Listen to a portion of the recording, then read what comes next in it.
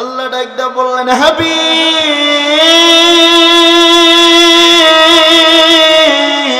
নবী গো, এই যে কোরআনুল কারীম আমি আল্লাহ তাআলা নাজিল করেছি, এই কোরআনকে যারা এমন করে বুকের লগে আঁকড়ায় ধরবে গো পয়গম্বর, আমি আল্লাহ ওই বান্দা বান্দির জিন্দেগির গুনাহগুলো মাফ করে দেব। এবং যারা কোরআন পড়তে পারে না, কোরআনের পৃষ্ঠার উপর দিয়ে এমন করে আঙ্গুল নাড়াইবে আর ডাকদা বলবে, রে মালিক ওগো রব্বে কাবা, তোমার কোরআনকে পড়তে পারি না, তোমার কোরআনের ভাষা বুঝি না রে আল্লাহ, তুমি আমাকে মাফ করে দাও। আল্লাহ গো, কোরআন তোমার কালাম আর আমি মাধ্যম তোমার গোলাম। আল্লাহ বলে, বান্দা কোরআন পড়তে পারো না, কোরআনের ভাষা বুঝো না রে মুমিন, এই কোরআনকে তাজিম করার কারণে আমি আল্লাহ তোকে মাফ করে দিলাম। আল্লাহ ডাকতে বলে, বান্দা তুই কোরআন পড়তে পারো না, তাতে কি হয়েছে? তুই কোরআনটাকে পবিত্রতা অর্জন করিয়া তুই কোরআনের প্রত্যেকটা লাইনে লাইনে মন করে আঙ্গুল নাড়া, আমি আল্লাহ তার উপরেও তোর জিন্দেগির গুনাহগুলো মাফ করে দেব।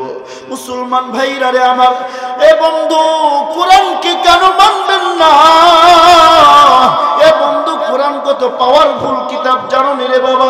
হাসরের ময়দানে একটা সন্তানকে যদি আপনি হাফেজে কোরআন বানান, হাফেজে কোরআন বানাইয়া আল্লাহর দরবারে আল্লাহকে ডাকতে বলেন, মালিক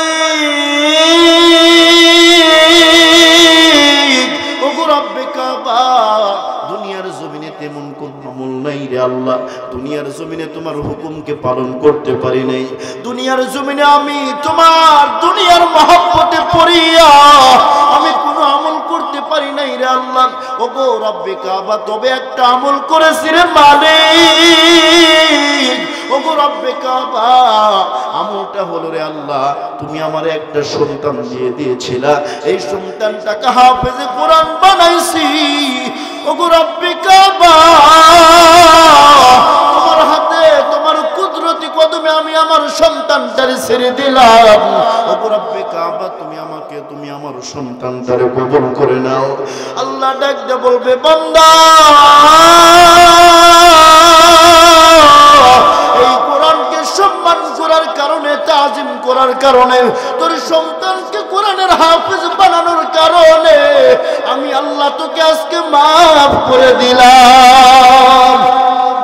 কোরআন শিখে যাবনি? একটু আসতে বললেন, যাবো? একটা হরফ শুধু বলবেন আলিফ। আল্লাহ বলে, বান্দা তোর আমল নামায় 10টা নেকি লিখে দিলাম। তাহলে সূরা ফাতিহাই যদি আপনি পড়েন, সূরাতুল ফাতিহা অর্থাৎ আলহামদুলিল্লাহ সূরা, যেটা আমরা বাঙালি ভালো বুঝি, এটাও যদি আপনি পড়েন, আল্লাহ বলে, বান্দা আপনি হিসাব করবেন কয়টা অক্ষর থাকে একটা সূরার ভিতরে, ছোট্ট সূরার ভিতরে কয়টা অক্ষর থাকে। আল্লাহ বলে, বান্দা প্রত্যেকটা হরফে হরফে আমি আল্লাহ তাআলা 10টি করে নেকি লিখে দিই। সুবহানাল্লাহ। তাহলে বলবেন যে হুজুর আমরা তো পড়তে জানি না, যে পড়ে তার কাছে গিয়ে বসবেন। আল্লাহ বলে, যে পড়ে আর যে শ্রবণ করে, শ্রবণকারীর ফায়দা আরো বেশি হয়। আল্লাহু আকবার বলেন। আমার ভাইরা, 5 নম্বর গুণ হলো, আল্লাহ বলেন, ওয়াবিল আখিরাতি হুম ইউকিনুন।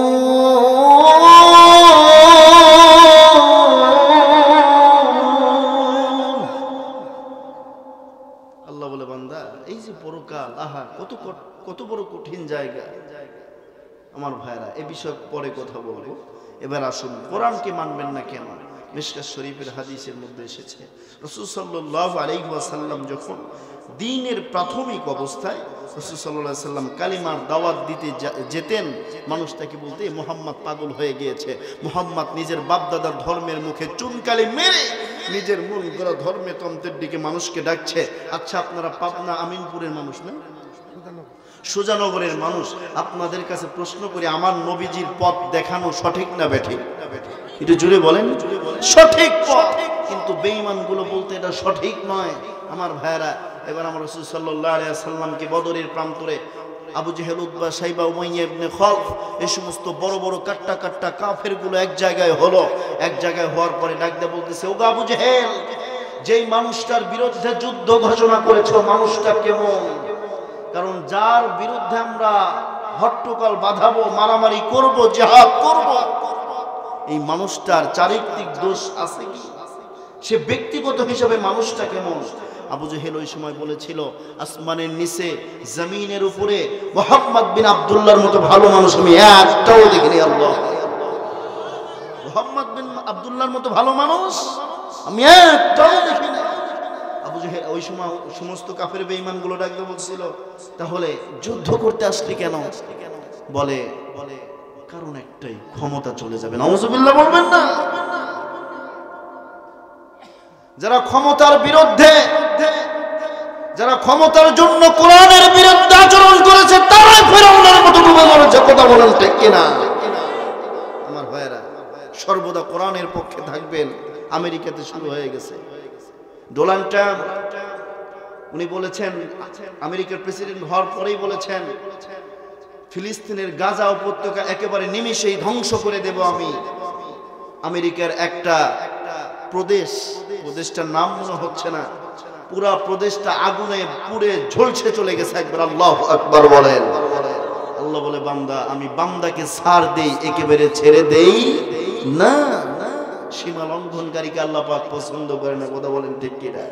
আমার ভাইয়েরা, এবার আসুন সাহাবায়ে কেরাম রাদিয়াল্লাহু আজমাইনরা ডাকতে বলছেন। আমার ভাইয়েরা, রাসূল সাল্লাল্লাহু আলাইহি ওয়াসাল্লাম যখন কালিমার দাওয়াত দিতে যেতেন, মানুষটাকে পাগল বলতো। আমার নবীজির ওই সময়, আমার নবীজির মুসলমানের সংখ্যা তো খুবই কম ছিল দিনের প্রাথমিক অবস্থায়, প্রারম্ভিক অবস্থায়। ওই সময় বলতো, মুহাম্মদ কি শুরু করে দিয়েছে? আমার ভাইয়েরা, আমার নবীজিকে এমনকি আবু জেহেল চির জীবনের মনে বিদায় করে দেওয়ার ষড়যন্ত্র করেছিল, কিন্তু সফল হয়েছে? জোরে বলেন, সফল হয়েছে? হয় নাই? হকের পথে যারা থাকবে, বিজয় তাদের হবে। কথা বলেন ঠিক কিনা? আমার ভাইয়েরা, এমতো অবস্থায় আমি একজন সাহাবীর জীবনী বলি, দেখেন তাদের জীবনটা কত কষ্টে। তাদের টার্গেট ছিল হলো আল্লাহর জান্নাত। কথা বলেন ঠিক কিনা? তাহলে আমাদের টার্গেট কি দুনিয়া না আখিরাত? এদিকে তাকান, এদিকে তাকান, আমাদের টার্গেট কি দুনিয়া না আখিরাত? এ দাদা, মুখটা ভালো করে খোলো, তোমার চেহারা না দেখলে হইতো না। হ্যাঁ, ভালো করে হ্যাঁ জোরে কইও। আমার ভাইয়েরা, এই যে আমাদের টার্গেট কোথায় হতে হবে? জান্নাতে। আল্লাহু আকবার বলেন। হযরত খুবাইব রাদিয়াল্লাহু তাআলা আনহুকে মক্কার জমিনের মদিনার জেলখানা থেকে ধরে মক্কার জেলখানায় আবদ্ধ করে তাকে ডাক দেয়া বলা হলো, খুবাইব তুমি মুহাম্মাদের কালিমাকে ছেড়ে দাও। হযরত খুবাইব রাদিয়াল্লাহু তাআলা আনহু বললেন, না, আমি কালেমা ছাড়বো না। আবু জেহেল ওই সময় কাফির বেঈমানগুলো সাহাবী হযরত খুবাইব রাদিয়াল্লাহু তাআলা আনহুকে ক্ষমতার লোভ দেখিয়েছে। বেঈমানদের উদ্দেশ্যই হলো মুমিনদেরকে, মুসলমানদেরকে ক্ষমতার লোভ দেখায় বারবার। আমার ভাইয়েরা, আবু জেহেল ওই সময় কাফেররা ডাক দিয়ে বলছিল, ওগো তোমরা আমাকে দুনিয়ার টাকা পয়সা ধন দৌলত যা কিছুরই লোভ দেখাও না কেন, আমি কখনো কাবু হব না। কারণ যেই মুহাম্মাদের দ্বীনকে গ্রহণ করেছি, এই ট্যাবলেট একবার ভিতরে ঢুকানো যায়, বের করা যায় না। আল্লাহু আকবার বলেন। আবু জেহেল ঠিকই জানতো যে আমার ভাতিজার প্রেমে একবার পড়ে যায় জীবন দিতে রাজি, কালেমা ছাড়তে রাজি না। কথা বলেন ঠিক কিনা? আমার ভাইরা, এমতো অবস্থায় হযরত খুবাইব রাদিয়াল্লাহু তাআলা আনহুকে যখন মক্কার জমিনে জেলখানার মধ্যে আবদ্ধ করে দেয়, হযরত খুবাইব রাদিয়াল্লাহু তাআলা আনহুকে খাবার বন্ধ করে দেওয়া হলো, পানি বন্ধ করে দেওয়া হলো। একদিন নয়, দুই দিন নয়, 3 দিন নয়, 4 দিন নয়, সপ্তাহ পার হয়ে যায়। হযরত খুবাইব রাদিয়াল্লাহু তাআলা আনহু খাবার পায় না, পানি পায় না। কাফের বেঈমানরা মনে মনে চিন্তা করলেন, এমতো অবস্থায় যদি আমরা যদি খুবাইবের খাবার বন্ধ করে দিই, তাহলে হয়তো ক্ষুধার্ত অবস্থায় সে কালেমা ছেড়ে দেবে।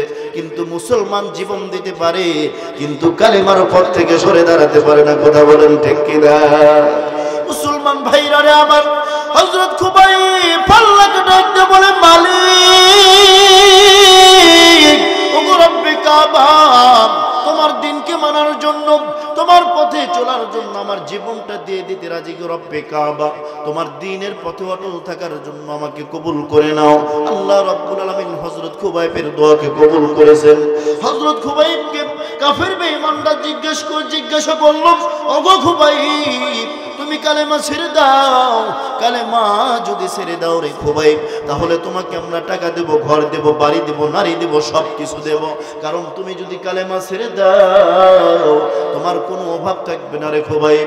হযরত খুবাইব ডাকতে বলে, ওগো কাফির বেঈমানের দল, আমার জীবন চলে যেতে পারে রে, কিন্তু আমি কালেমা ছেড়ে দিতে রাজি নেই, কালেমা ছেড়ে দিতে রাজি নেই। এবার হযরত খুবাইবকে সংক্ষিপ্ত আকারে বলি রে বাবা, হযরত খুবাইব রাদিয়াল্লাহু তাআলা আনহুকে শুলে চড়ানো হলো।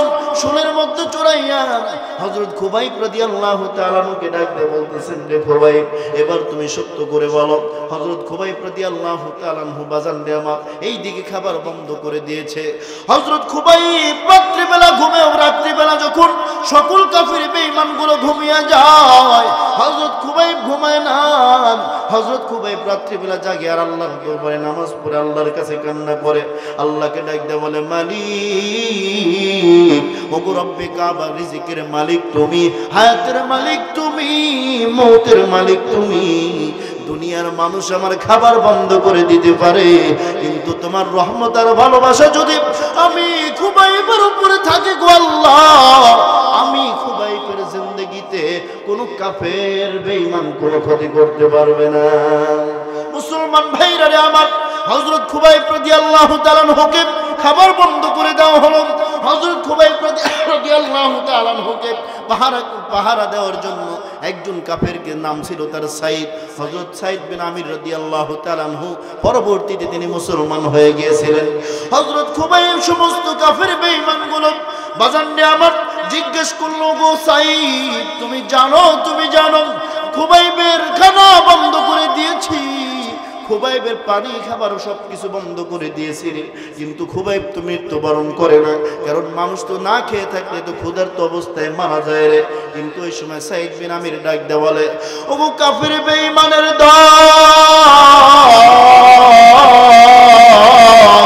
তোমরা জানোনি রাত্রিবেলা যখন গভীর হয়ে যায় আমি অনেক নজর করে দেখেছি রে, কাফের বেঈমানগুলো যখন বাজান দিয়ে আমার সকলে ঘুমায় যায়, হযরত খুবাইব ডাক দিয়ে বলে, মালিক, ওগো রব্বে কাবা, ওগো আল্লাহ, তোমার দিনকে মানার জন্য, তোমার রাসূলের আইনকে মেনে নেওয়ার জন্য, তোমার পয়গম্বরের ভালোবাসা, আজমত, মহব্বত ভিতরে ঢোকানোর জন্য রে আল্লাহ, কাফের বেঈমানগুলো আমার খানা বন্ধ করে দিয়েছে, কাফের বেঈমানগুলো আমার আহার বন্ধ করে দিয়েছে। আল্লাহ রাব্বুল আলামিন হযরত খুবাইব রাদিয়াল্লাহু তাআলা হাত উঠাই আল্লাহর দরবারে দোয়া করে, আল্লাহ রাব্বুল আলামিন সুন্দর করে হযরত খুবাইবের হাতের উপরে আঙ্গুরের ছোরাগুলো নিয়ে এসে দিয়ে দেয়। হযরত খুবাইব রাত্রিবেলা আল্লাহর জান্নাতে খাবার খায়, আল্লাহর কাছে দোয়া করে, আল্লাহ কবুল করে নেয়। এমন করে যখন কাফের বেঈমানদের মাঝে যখন সাইদ বিন আমির রাদিয়াল্লাহু তাআলা বর্ণনা করে দিল, ওই সময় কাফের বেঈমানেরা চিন্তা করে, রে এই খুবাইবকে তো না খাইয়া মারা যাবে না, হযরত খুবাইবকে যদি মারতে হয় দুনিয়ার জমিন থেকে বিদায় করে দাও, তাছাড়া ওই খুবাইবকে মারা কখনো সম্ভব নয়। হযরত খুবাইব রাদিয়াল্লাহু তাআলা আনহুকে শুলে চড়ানো হলো। হযরত খুবাইবকে ডাকতে বলে, খুবাইব কালেমা ছেড়ে দে, খুবাইব কালেমা ছেড়ে দাও, কালেমা যদি না ছেড়ে দাও তোমাকে দুনিয়ার জমিন থেকে এখনই বিদায় করে দেব। ওই সময় খুবাইব ডাকতে বলে, কাফের বেঈমানের দল, আমি আল্লাহর রব্বে কাবার জান্নাতি সুঘ্রাণ আমার নাকের মধ্যে আসছে, আমার জীবন চলে যেতে রাজি, আমি কালেমা ছাড়তে রাজি নাই। হযরত খুবাইব রাদিয়াল্লাহু তাআলা আনহুকে যখন শুলের মধ্যে চড়াইয়া এক হাত কেটে দেওয়া হলো, ডান হাত কেটে দেওয়া হলো, হযরত খুবাইব রাদিয়াল্লাহু তাআলা আনহু কাফের বেঈমানগুলো আবার অফার করে ডাক দেওয়া বলে, ওগো খুবাইব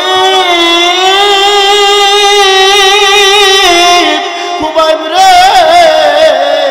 তুই যদি কালেমা ছেড়ে দাও রে খুবাইব, তোমার এক হাতকে কেটে ফেলে দেওয়া হয়েছে, তুমি কালেমা ছেড়ে দাও রে খুবাইব।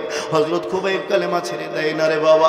এরপরে ডান হাত বাম হাত কেটে দেওয়া হলো, ডান পা বাম পা কেটে দেওয়া হলো। হযরত খুবাইবের শরীরটাকে টুকরো টুকরো করে বাজান দিয়ে আমার জমিন থেকে বিদায় করে দেওয়া হলো। হযরত খুবাইব আল্লাহকে ডাকতে বলে, মালিক, আল্লাহ গো, তোমার দিনকে মানার জন্য, তোমার দিনকে মানার রাসূলকে মহব্বত করার জন্য আল্লাহ আমার জীবনটাকে আমি দিয়ে দিতে রাজি। আর হয়তো দুনিয়ার জমিনে আমি আর বেঁচে থাকবো না। মালিক ও তোমার কাছে দরখাস্ত জানাইলাম, আমার বিদায়ী সালামটুকু আমার পয়গম্বরের দরবারে পৌঁছায় দিও। মুসলমান ভাইরা রে আমার, ফানাজালা জিবরাইল আমিন হযরত জিবরাইল আলাইহিস সালাতু ওয়াস সালাম পয়গম্বরকে ডাকতে বললেন, হাবিব নবী গো, ওগো আল্লাহর পয়গম্বর, আপনার কাছে মেসেজ আল্লাহ পাঠিয়ে দিয়েছে। পয়গম্বর আল্লাহ জানাই দিয়েছেন আপনার বড় মহব্বতের সাহাবী, আপনার বড় মহব্বতের সাহাবী, দিলের একেবারে কাছের নিকটের সাহাবী হযরত খুবাইবকে কাফির বেঈমানগুলো দুনিয়ার জমিন থেকে একেবারে বিদায় করে দিয়েছে। আমার নবীজি বাজানরে আমার হযরত খুবাইবের মৃত্যুর কথা শুনিয়া কান্না করে আর আল্লাহকে ডাকতে বলে, মালিক আমি আমার খুবাইবের উপরে রাজি, তুমি আল্লাহ রাজি হয়ে যাও।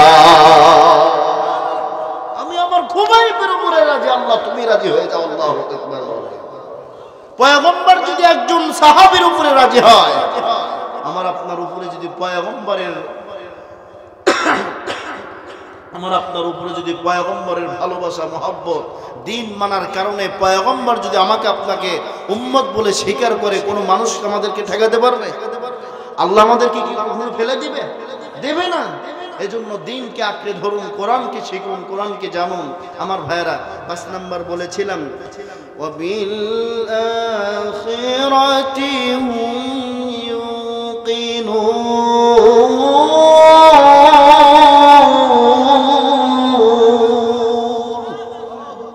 হযরত খুবাইব ডাক, আমার ভাইয়েরা এমতো অবস্থায় 5 নাম্বার গুণ হলো আল্লাহ বলে, বান্দা পরকাল দিবসের প্রতি ঈমান আনতে হবে।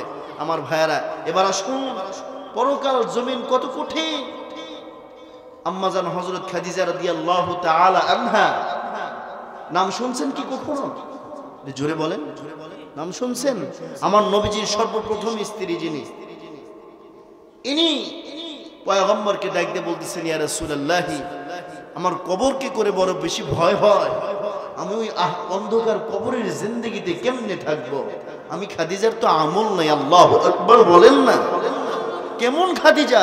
আল্লাহ পাক নিজে হযরত খাদিজাকে দুনিয়ার জমিনে সালাম জানাই সাল্লাল্লাহু আলাইহি ওয়াসাল্লাম। যেমন করে 10 জন নারীর জন্য আল্লাহ পাক, 10 জন পুরুষের জন্য আল্লাহ পাক জান্নাতের সুসংবাদ দুনিয়াতেই দিয়েছে, তেমন করে 10 জন নারীর জন্য আল্লাহ পাক দুনিয়াতেই জান্নাত ঘোষণা করেছে। তার মধ্যে আম্মাজান হযরত খাদিজা রাদিয়াল্লাহু তাআলা আনহা নম্বর 1, একজন জান্নাতি নারী। পয়গম্বরকে ডাকতে বলে, ইয়া রাসূলুল্লাহ আমি খাদিজার জিন্দেগিতে তো কোনো আমল নাই, আমি খাদিজা ওই অন্ধকার কবরে কেমনে থাকবো? আমার বড় ডর লাগে, আমার বড় ভয় লাগে, আমি খাদিজার জিন্দেগিতে তো কোনো আমল নাই। আল্লাহু আকবার বলবেন। কবরের ভয় কত বড় দেখেন। ও পর্দার আড়ালের মা, মায়েরা শুনছেন? আপনারা দেখেন তো, আম্মাজান হযরত খাদিজার মতো জীবন কি আপনার জীবনকে বানাইতে পারেন না? এমন আদর্শ মেনে আপনি আপনার জীবনকে জান্নাতি মানুষ রূপে বানাইতে পারেন না? পয়গম্বর ডাকতে বলতে, আম্মাজান খাদিজা ডাকতে বলি, ইয়া রাসূলুল্লাহ আজকে আপনারে কয়েকটা প্রশ্ন করতাম চাই। পয়গম্বর ডাকতে বলে, খাদিজা বলো। মুসলমান ভাইরা রে আমার, খাদিজা পয়গম্বরকে ডাকতে বললেন, হাবিব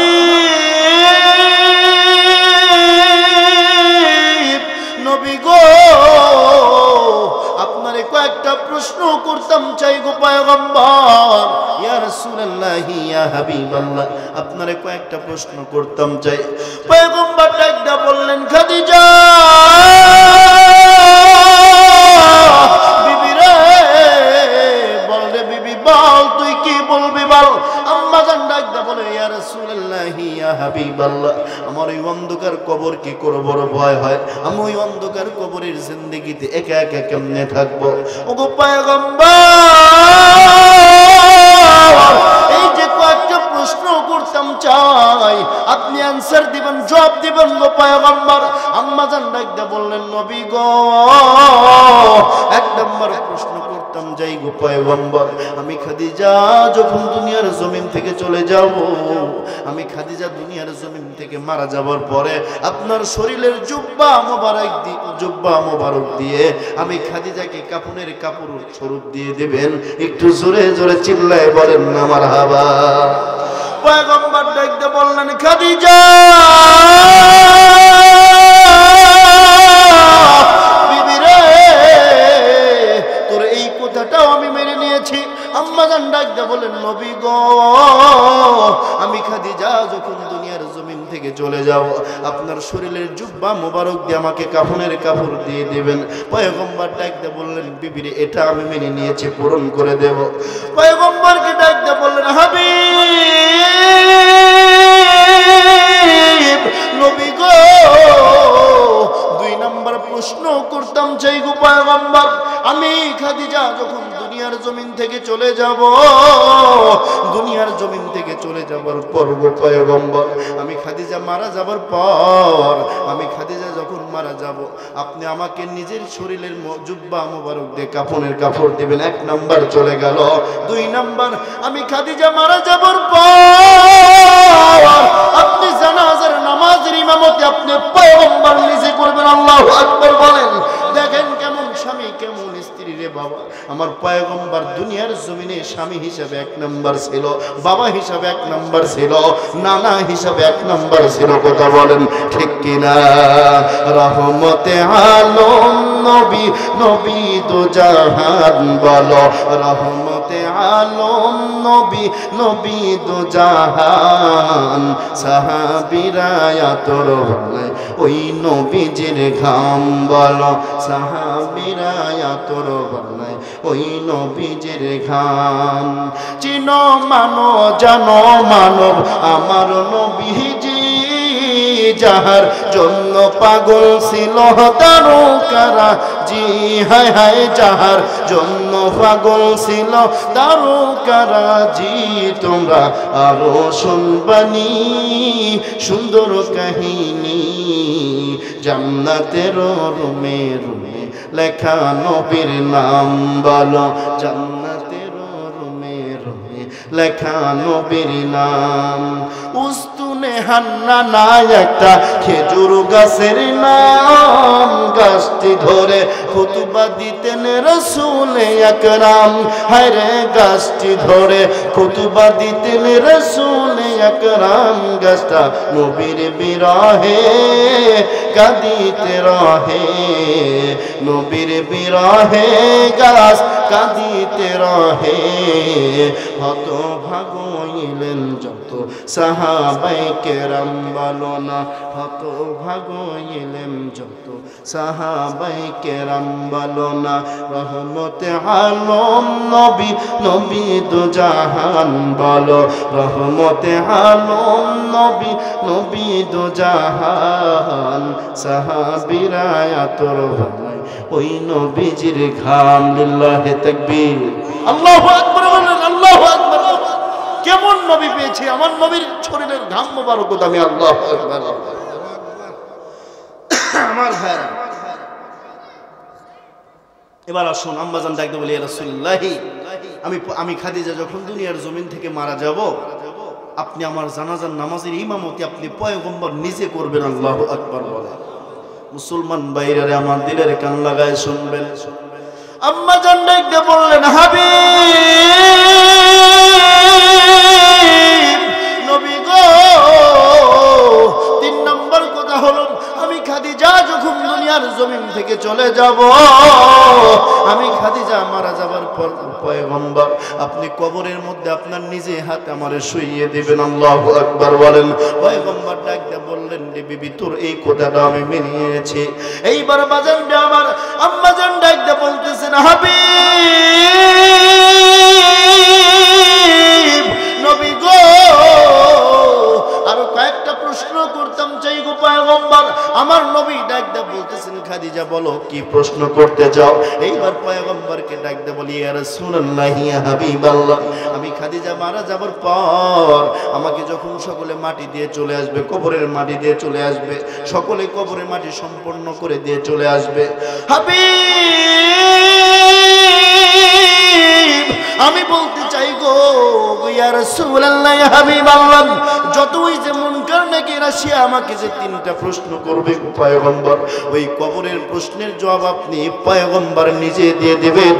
ওই প্রশ্নের জবাব না দেওয়া পর্যন্ত আপনি পয়গম্বর ওই কবরের পাশ থেকে সরে যাবেন না। চিল্লায়ে জোরে বলেন না মারহাবা। পয়গম্বর ডাকতে বললেন, খাদিজা বিবি রে, তোর এই কথা আমি মেনে নিয়েছি রে বিবি। এইবার পয়গম্বর মুসলমান ভাইরা রে আমার, এইবার বাজানকে আমার আম্মাজান খাদিজা দুনিয়ার জমিন থেকে চলে গেলেন। দুনিয়ার জমিন থেকে মারা যাবার পর বাজানকে আমার পয়গম্বর বাজানকে আমার কবরের পাশে বসে বসে বসে বসে কান্না করে। মুসলমান ভাইরা রে আমার, ফেরেশতারা আল্লাহকে ডাকতে বলে, মালিক ওগো রব্বে কাবা, ওই যে আপনার হাবিব কান্না করে গো আল্লাহ, আপনার কি মায়া হয় না, আপনার কি দয়া হয় না রে আল্লাহ। এইবার ফানাজালা জিবরাইল আমিন, জিবরাইল আলাইহিস সালাম দুনিয়ার জমিনে পদার্পণ করলেন। আমার পয়গম্বরকে ডাকতে বলেন, নবী গো ওগো রব্বে কাবা, আল্লাহ জানাই দিয়েছে আপনার কান্না করার কোনো কারণ নাই, কান্না করার কোনো কারণ নাই। আল্লাহ বলছেন, ওগো আমার পয়গম্বর, আপনার কান্না করার কোনো কারণ নাই। ওই খাদিজার মুনকার নাকিরের প্রশ্নের জবাব কবরের আমি আল্লাহ রাব্বুল আলামিন নিজেই দিয়ে দেব। চিল্লায়ে জোরে জোরে বলেন না মারহাবা। কেমন জীবন, এমন জীবন করা যাবনি? অন্তত 5 ওয়াক্ত নামাজ পড়া যাবনি? ওই যে বুড়ে গুলো সবগুলো আর যুবক গুলো একটাও বলে। আচ্ছা আল্লাহ ওগো রব্বে কাবা আজকের মাহফিলের সকল মুরব্বীদেরকে, চুল পাকা দাড়ি পাকা মুরব্বীদেরকে সিদ্দিক আকবরের সাথে জান্নাতে কবুল করে। জোরে বলে না এখনো কি আমিন বলা যাইতো না? দাদা খালি হুনেই খালি আর মিষ্টি মিষ্টি হাসে। আমার ভাইরা আল্লাহ কবুল করুন। এবার আসুন আমার ভাইরা, এ যুবক ভাইরা, পর্দার আড়ালের মা, আজকে যে বিষয়টি নিয়ে কথা বলতে চাচ্ছি, মরতে একদিন সকলের হবে। কথা বলেন ঠিক কিনা? আমরা কি দুনিয়াতে চিরজীবন বেঁচে থাকবো? সমস্ত কিছুই হলো ক্ষণস্থায়ী, চিরস্থায়ী কে? চিরঞ্জীব কে? তাহলে দুনিয়া থেকে আমাদেরকে বিদায় নিতে হবে, এ কথা কি অস্বীকার করা যাবে? মৃত্যু এমন এক হাদিয়া যেটা মানুষ চাইলেও এটাকে ফেরত দিতে পারে না। এটা মানুষ চাইলেও ফেরত দিতে পারে না। মানুষ কি মরতে চায় না? তারপরেও আল্লাহ বলে, বান্দা এটা অনিবার্য, সময় মতো তোর কাছে যাবে, যাওয়ার আগে তুই নিজে সংশোধন হয় না। কথা বলেন ঠিক কিনা? এই যে 5টি বিষয়ের কথা বললাম, আপনি যদি পুঙ্খানুপুঙ্খানুভাবে আদায় করতে পারেন, আমি তো মনে করি একজন আপনি জান্নাতে মানুষ রূপে রূপান্তরিত হবেন। কথা বলেন ঠিক কিনা? আমার ভাইরা এবার আসুন। আমার ভাইরা, মা বাবার খেদমতের কথা বলার দরকার আছে না নাই? আছে, এটা বলতে হবে। এটা সমাজে বড় ভাইরাস। সন্তানের কোটি কোটি টাকা আছে, সন্তানের লক্ষ লক্ষ কোটি কোটি টাকার মালিক, কিন্তু সন্তান, ওই সন্তানের কাছে মা বাবা ভাত পায় না। ওই মা বাবার স্থান হয় হলো বৃদ্ধাশ্রমে। আমি তো মনে করি তোর মতো ফকিন্নি মার্কার সন্তান দুনিয়ায় কচু গাছের সাথে গলায় দড়ি দিয়ে মরার দরকার। কথা বলেন ঠিক কিনা? তোর এই টাকার 4 পয়সার দাম নাই। কথা বলেন ঠিক কিনা? যেই কামাই, যেই সন্তানের কামাই মা বাবার মুখে খাবার উঠে না, ওই সন্তান ওই সন্তান ওই রকম কুলাঙ্গার মার্কার সন্তান না থাকাই ভালো। কথা বলেন ঠিক কিনা? আমার মানবেন না। হযরত আবু হুরায়রা রাদিয়াল্লাহু তাআলা নাম শুনছেন? উনি একদিন রাসূল সাল্লাল্লাহু আলাইহি সাল্লামের নিকটে আসছেন। আসার পর একেবারেই রক্তে জর্জরিত শরীর, কেমন যেন এলোমেলো। উনি তো নম্র স্বভাবের, ভদ্রচিত আকারের, ভদ্রচিত মানুষের মানুষ ছিলেন। আল্লাহু আকবার বলেন। উনি রাসূলকে আসে ডাক দেন, ইয়া রাসূলুল্লাহ, আপনাকে বিচার করতে হবে। নারীর ইসলামিক জীবন এই কিতাবের ভিতরে আসছে। হযরত আবু হুরায়রা ডাক দেয়া বলতেছেন, ইয়া রাসূলুল্লাহ, আপনাকে বিচার করতে হবে। রাসূল সাল্লাল্লাহু আলাইহি ওয়াসাল্লাম ডাক দেয়া বলতেছেন যে, আবু হুরায়রা, তোমার এই হালাত কেন? তোমাকে মেরেছে কে? ইয়া রাসূলুল্লাহ, আমাকে মেরেছে এমন একজন মানুষ, আপনাকে বলতে চাই, কিন্তু এর বিচার করতে হবে। রাসূল সাল্লাল্লাহু আলাইহি ওয়াসাল্লাম ডাক দেয়া বলতেছেন, আবু হুরায়রা, আমি পয়গম্বর বলছি, পুঙ্খানুপুঙ্খানুভাবে তোমার মারের বিচার আমি পয়গম্বর করব, কথা দিচ্ছি। এবার আমার পয়গম্বর ডাক দিয়ে বলতেছেন যে, আবু হুরায়রা, তোমাকে মেরেছে কে? আবু হুরায়রা ডাক দিয়ে বলতেছেন, ইয়া রাসূলুল্লাহ, আপনার দরবারে যাওয়া আশা করি। আমি কালেমা গ্রহণ করেছি, এ কারণে আমার মা আমাকে আঘাত করেছে, আমার মা আমাকে প্রহার করেছে, মেরেছে। ওই সময় আবু হুরায়রা ডাক দিয়ে বলে, ইয়া রাসূলুল্লাহ, আমার মায়ের বিচার করতে হবে। পয়গম্বর ডাক দিয়ে বলে, আবু হুরায়রা, দুনিয়ার জমিনে যদি অন্য কেউ তোমাকে আঘাত করত, আমি পয়গম্বর আঘাতের বদলে আঘাত করতাম, বদলা নিতাম। কিন্তু যেখানে মা আঘাত করেছে, আমি পয়গম্বর বিচার করতে পারবো না। আল্লাহু আকবার। আল্লাহ নিজের হক বর্ণনা করে পরপরই আল্লাহ পাক পাশাপাশি মা বাবার হক বর্ণনা করেছেন। কথা বলেন ঠিক কিনা? আকাদা রাব্বুকা আল্লা তা'বুদু ইল্লা ইয়াহু ওয়া বিল ওয়ালিদাইনি ইহসান। বান্দা, আমি আল্লাহর ইবাদত করার পরপরই তোমরা তোমাদের মা বাবার সঙ্গে কিতা করো? সৎ ব্যবহার করো, উত্তম আচরণ করো, ইহসান সম্পন্ন ব্যবহার করো। চোখ রাঙিয়ে কথা বলো না, কর্কশ ভাষায় কথা বলো না। হুমা জান্নাতুকা ওয়া নারুকা, মা বাবা তোমার জান্নাত, মা বাবা তোমার জাহান্নাম। তুমি যদি চাও তুমি জান্নাত কামাই করে নিতে পারো, আবার যদি চাও তুমি জাহান্নামমুখী হয়ে যাবা। তোমার মা অথবা বাবা যে কেউ হোক না কেন, তোমার ব্যবহার যেন আহ বা উহ শব্দ উচ্চারণ না করে। কথা বলেন ঠিক কিনা আমার ভাইয়েরা? এবার আসুন, হযরত আবু হুরায়রা ডাক দিয়ে বলে, ইয়া রাসূলুল্লাহ, আপনি তো একজন জলিলুল কদর নবী, আপনার উপরে নবী নাই। আল্লাহ পাক আপনাকে আপনার সম্মান মর্যাদা সকল পয়গম্বরের উপরে করে দিয়েছে। ইয়া রাসূলুল্লাহ, আপনার দোয়া তো আল্লাহর দরবারে ফেরত যাবে না, আপনি একটু আমার মায়ের জন্য দোয়া করেন। আমি দেখতাম চাই আমি আপনার দরবার থেকে, আপনার মজলিস থেকে, এখান থেকে দৌড় দেব। আমি দৌড় দিয়ে আমি আমার বাড়িতে আগে পৌঁছাতে পারি, নাকি আপনার দোয়া আমার আল্লাহর আরশে আযিমে কবুল হয়? আল্লাহু আকবার বলেন। মুসলমান ভাইরা আমার দিলের কান লাগায় শুনবেন। হযরত আবু হুরায়রা ডাক দিয়ে বললেন, হাবিব নবী গো, ইয়া রাসূলুল্লাহ, ইয়া হাবিবাল্লাহ, আপনি আমার মায়ের জন্য দোয়া করেন, কারণ আল্লাহ রাব্বুল আলামিন তো আপনার দোয়া ফেরত দেব না গো পয়গম্বর, আপনার দোয়া তো আল্লাহর দরবারে ফেরত যাবে না। মুসলমান ভাইরা রে আমার, এইবার বাজান রে আমার, হযরত আবু হুরায়রা দৌড়াইতে শুরু করলেন। সকল মানুষজন ডাক দে বলে, আবু হুরায়রা, তুমি এমন করে দৌড়াদৌড়ি কেন রে? কারণ তুমি তো নম্র স্বভাবের মানুষ, কারণ তুমি জীবনে এমন করে দৌড়ঝাঁপ করো নাই রে। এইবার বাজান রে আমার, আবু হুরায়রা যখন বাড়িতে দৌড়াইতে থাকে, পয়গম্বর আল্লাহকে ডাক দিয়ে বলে, মালিক আল্লাহ গো, ওগো রব্বে কাবা, আপনি আবু হুরায়রার মাকে ইসলামের মধ্যে দাখিল করায় দেন, ইসলামের একজন খাদিমা বানায় দেন। আমার পয়গম্বর আল্লাহর দরবারে দোয়া করতে দেরি, পয়গম্বরের দোয়া আল্লাহর দরবারে কবুল হতে দেরি নাই। চিল্লায়ে জোরে জোরে বলেন না মারহাবা। হযরত আবু হুরায়রা রাদিয়াল্লাহু তাআলা আনহু যখন বাড়িতে চলে যায়, বাড়িতে চলে যাওয়ার পর বাজান রে আমার, হযরত আবু হুরায়রার মা তো হযরত আবু হুরায়রাকে মেরে বাড়ি থেকে বের করে দিয়েছে। বাবাজি, হযরত আবু হুরায়রা বাড়ির বাহির থেকে যখন মা বলে ডাক দেয়, মা বলে ডাক দেওয়ার পর হযরত আবু হুরায়রা বলেন, ওগো নবী গো, আমি যখন আমার মাকে ডাক দিলাম, আমার মায়ের সঙ্গে আমার মা যখন আমাকে মেরেছিল, ইয়া রাসূলুল্লাহ, আমার মায়ের ভাষাটা ওই সময় অনেক কড়া ছিল, অনেক গরম মেজাজের ছিল। কিন্তু আপনি আমার মায়ের জন্য দোয়া করার পর আল্লাহ এমন ভাবে তাকে আল্লাহ তাআলা তার মন মানসিকতা পাল্টায় দিছে। আমি যখন মা বলে ডাক দিছি, ওই সময় মায়ের ভিতরে কণ্ঠের মধ্যে কি সুন্দর বাজান আমার নরম নরম আওয়াজ। মাকে ডাকতে বললাম, মা গো দরজা খুলো, মা দরজা খোলো। হযরত আবু হুরায়রার মা ডাকতে বলল, আবু হুরায়রা তুমি দেরি করো, তুমি দেরি করো রে বাবা, কারণ আমি গোসল করি, গোসল শেষ করে তোমার লগে দেখা করি। হযরত আবু হুরায়রা বলেন, আমি যখন বাজান রে আমার মা যখন আমার লগে দেখা করলো, আমার মা ডাকতে বলল, আবু হুরায়রা তোমার উপরে আমি জুলুম করেছি, তোমার উপরে আমি জুলুম করেছি রে আবু হুরায়রা।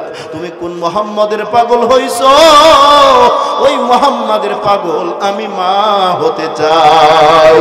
একটি হজের সওয়াব মিলে, কবুল হজের সওয়াব মিলে, মাকে একবার দেখিলে মা কেন এত দামি জানে না সকলে, যে জানতো যদি পড়তো দেখে কোরআন হাদিস খুলে, যে একটি হজের সওয়াব মিলে, কবুল হজের সওয়াব মিলে, মাকে একবার দেখিলে মা কেন এত দামি জানে না সকলে, যে জানতো যদি পড়তো দেখে কোরআন হাদিস খুলে।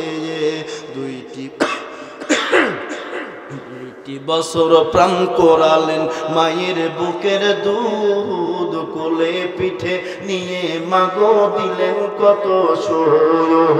2টি বছর প্রাণ করালেন মায়ের বুকের দুধ, কোলে পিঠে নিয়ে মাগো দিলেন কত সুখ। ওই মায়ের দিলে কষ্ট দিলে, বাবার মনে কষ্ট দিলে, আল্লাহর আরশ কাঁপে বলে মা কেন এত দামি জানে না সকলে, যে জানতো যদি পড়তো দেখে কোরআন হাদিস খুলে। একটি হজের সওয়াব মিলে, কবুল হজের সওয়াব মিলে, মাকে একবার দেখিলে মা কেন এত দামি জানে না সকলে, যে জানতো যদি পড়তো দেখে কোরআন হাদিস খুলে। কথা বলেন ঠিক কিনা? জিকির করেন লা ইলাহা,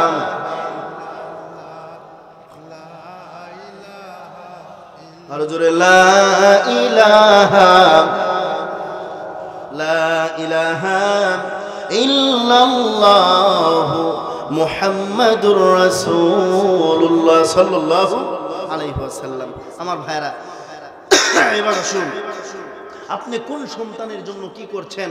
আমার ভাইরা, হাসরের ময়দানের দিন যদি আপনি একটা নেকির জন্য আল্লাহর দরবারে মিজানের পাল্লায় গুনার পাল্লা যদি এমন ভারী হয়, আর একটা নেকি দিলে যদি আপনার নেকির পাল্লা এমন ভারী হয়ে যায়, গুনার পাল্লা উপরে উঠে যায়, এর মানে হলো একটা নেকি যদি আপনার জীবনে শর্ট পড়ে যায়, আমার ভাইরা, বউয়ের কাছে যাবেন, স্ত্রী বলবে না তুমি দুনিয়ার জমিনে আমার কেউ ছেলে না, সন্তান চিনবে না, মা চিনবে না, বাবা চিনবে না, মেয়ে চিনবে না, ছেলে চিনবে না, দাদা দাদি, নানা নানি, আত্মীয় স্বজন, প্রতিবেশী, দেশের মানুষ কেউ চিনবে না। কথা বলেন ঠিক কিনা?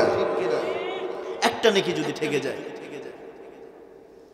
মুসলমান ভাইরা আমার, হাসরের ময়দানের দিনে একটা নেকি যদি আপনার আমলনামায় থেকে যায়, মিজানের পাল্লায় একটা নেকি যদি আপনার বাজানরে আমার কমে যায় রে বাবা, কম পড়ে যায়, শর্ট পড়ে যায়, আল্লাহকে ডাক দিয়ে বলবেন মালিক তোমার দরবারে দরখাস্ত জানাই রে আল্লাহ, ওগো মালিক, ওগো রব্বে কাবা, তোমার দরবারে দরখাস্ত জানাই রে আল্লাহ, ওগো আল্লাহ আমার আমলনামায় তো আমল শর্ট পড়ে গেছে রে আল্লাহ, একটা নেকি হলেই তো আমি তোমার জান্নাতে যাইতে পারতাম, কিন্তু একটা নেকি শর্ট পড়ে গেছে, এখন আমার জাহান্নামে যাইতে হবে। মালিক তোমার দরবারে আমি দরখাস্ত জানাইলাম রে আল্লাহ, ওগো আল্লাহ দুনিয়ার জমিনে আমি স্ত্রী রেখে এসেছি, মা বাবা রেখে এসেছি, আদরের বাবা মা রেখে এসেছি, আদরের সন্তানাদি রেখে এসেছি রে আল্লাহ, আমার বংশের মানুষ, আত্মীয় স্বজন, কত মানুষকে রেখে এসেছি রে আল্লাহ, আমাকে একটু হাসরের ময়দানে আলটিমেটাম দেন। আলটিমেটাম দেওয়ার কারণে আমি বান্দা, আমি হাসরের ময়দানে আমি একটা নেকি গোছাইতাম পারতাম না, একটু চেষ্টা করতাম। আল্লাহ বলে বান্দা রে, আমি আল্লাহ তোমাকে সময় দিয়ে দিলাম, আমি আল্লাহ তোমাকে অর্ডার দিয়ে দিলাম, তুমি যাও, কার কাছে যাইবা? মায়ের কাছে এসে ডাকতে বলবেন মা গো,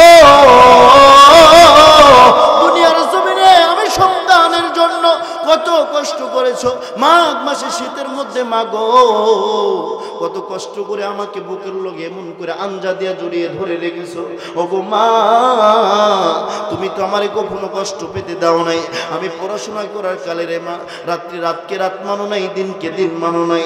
আল্লাহকে ডাক দিয়ে বলতাম মালিক আমার জীবন চলে যেতে পারে রে আল্লাহ, আমার কলিজার টুকরা সন্তানকে আপনি ক্ষতি কইরেন না, আমার কলিজার টুকরা সন্তানকে আপনি বালা মুসিবতের মধ্যে নিমজ্জিত কইরেন না। ওই মা ডাক দিয়ে বলবেন ও হে যুবক, দুনিয়ার জমিনে আমার জমিনে আমার তো কোনোদিন বিয়ে হয় নাই, আমি তো বিবাহ বন্ধনে আবদ্ধ হই নাই, আমি আবার স্বামী পাবো কোত্থেকে, আমি আবার সন্তান জন্ম দেব কোত্থেকে?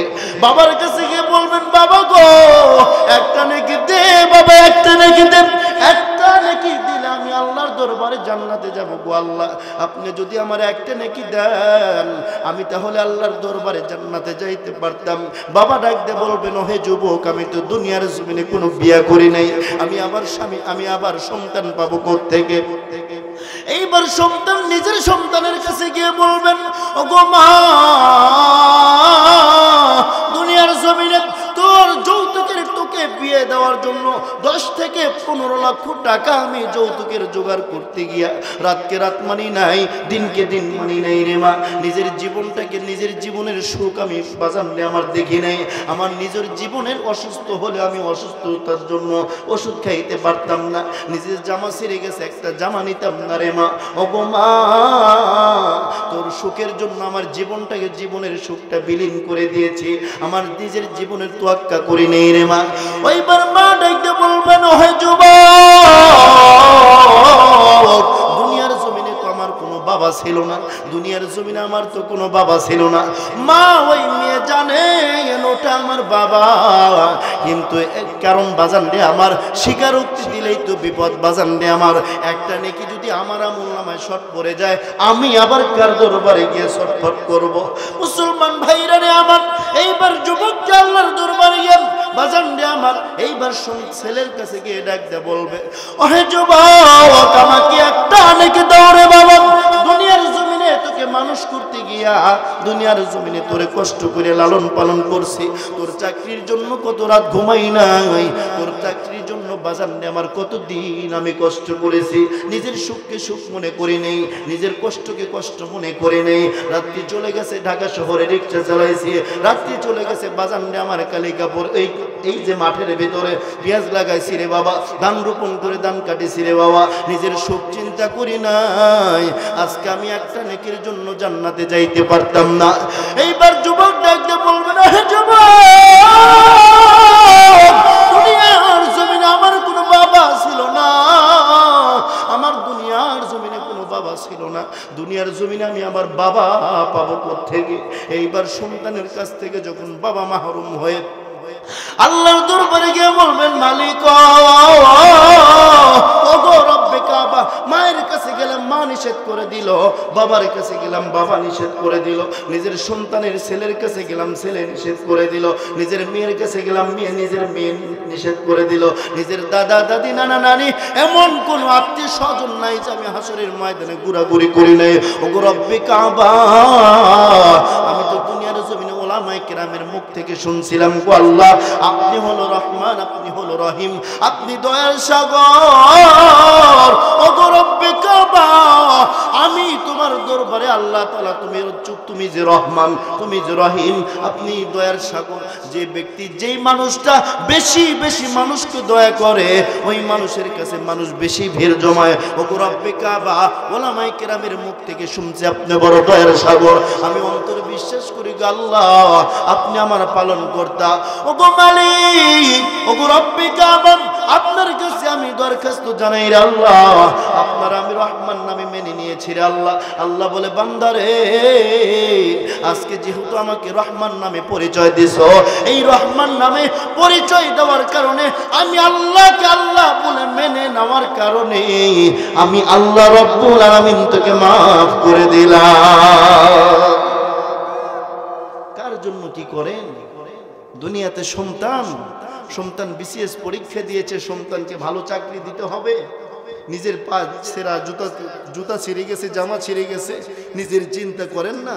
ওই সন্তান ওই দিন ডাকতে বলবো, আমার তো দুনিয়াতে বাবাই ছিল না, আমি আবার বাবা পাবো কোত্থেকে? না স্বীকার করবে। আহা, কত বড় কঠিন দিন। এই জন্যই তো আমার ভাইয়ারা বেশি বেশি আমল করবেন, যারা অন্তত সূরা ইখলাস জানেন এই আমলটা করবেন, যারা সূরাতুল ইখলাস, কুলহুর সূরা, বাংলা শব্দ কুলহুর সূরা, যারা আমরা জানি অন্তত 3 বার বলবেন। কয়বার? আউযুবিল্লাহ বিসমিল্লাহ সহকারে 3 বার বলবেন। পয়গম্বর বলেন, যেই ব্যক্তি সূরা ইখলাস 3 বার তেলাওয়াত করবে একবার পড়লে 10 পারা কোরআন খতমের সওয়াব, দুইবার পড়লে 20 পারা কোরআন খতমের সওয়াব, তিনবার পড়লে 30 পারা কোরআন খতম, 30 পারা পুরা 30 পারা কোরআন খতম করলে যে নেকি আল্লাহ তাআলা আমলনামায় লিখে দেয়। যেই বান্দা সূরা ইখলাস 3 বার তেলাওয়াত করবে আল্লাহ তার আমলনামায় এক খতম কোরআন সওয়াবের নেকি আল্লাহ আমলনামায় লিখে দেন। আমল করা যাব। এই বিষয়ে একটা কথা বলে, এটা আমলের কথা। এই আমলটা নিজের জীবনের সাথে ফিট করে নেন। সূরা ইখলাস বসে বসে অন্তত 500 বার পড়লে আমার মনে হয় নিজের কাছে বিরক্তি করে আসবে না, কারণ আল্লাহর কোরআন তো যত পড়বেন তত মধুর লাগবে। আল্লাহু আকবার বলে।